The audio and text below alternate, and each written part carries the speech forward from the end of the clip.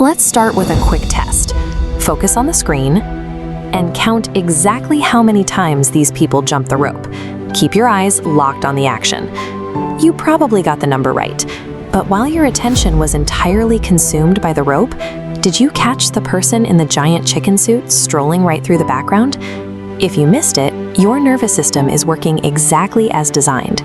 Every single second, your sensory organs send about 11 million pieces of raw data to your brain, that your conscious mind can only process a tiny fraction of that, less than 40 discrete inputs in real time. This processing bottleneck is further constricted by the thought cloud.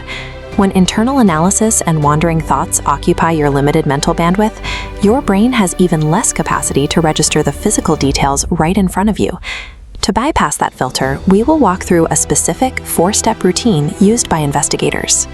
By the end of this sequence, you'll have a systematic way to clear your internal traffic, capture hidden environmental cues, and lock those details directly into your long-term memory. Step 1 is clearing the thought cloud. Before you can accurately observe a room, you have to hit a physiological reset button to stop your wandering thoughts. We do this with box breathing. Start by taking a deep, controlled inhale, counting exactly 4 seconds as your lungs fill. Now, hold that breath completely steady for another 4 seconds. Slowly exhale, pushing the air out over a strict 4-second count. And finally, keep your lungs entirely empty for 4 final seconds to complete the cycle. This exact rhythm forces a controlled surge of oxygen to your brain.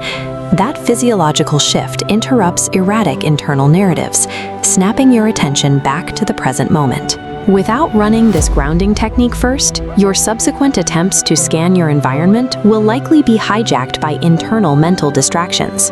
Once your mind is clear, step 2 is a manual sweep to activate your dormant sensory channels. We use the 5-4-3-2-1 method. Start by actively identifying 5 distinct visual details in the room around you. Don't just casually look, intentionally name them to yourself. Next, shift your focus completely to touch. Isolate 4 specific textures or objects within your physical reach. Then, lock in on 3 separate ambient sounds. Auditory data is often the very first thing our nervous system tunes out when we are busy.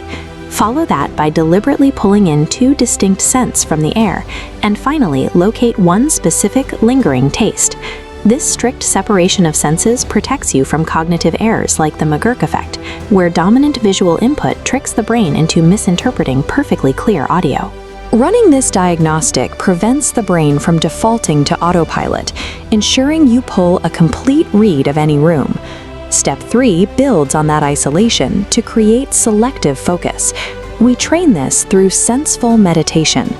Every person operates with a subconscious mental filter, a concept famously described by Arthur Conan Doyle as the brain attic. Your daily habits and profession dictate exactly what type of information you automatically let into your attic and what you ignore.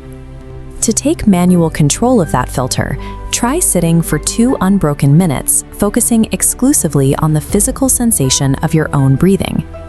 When the time is up, immediately shift your attention for another 2 minutes, strictly analyzing the ambient airflow moving across your skin.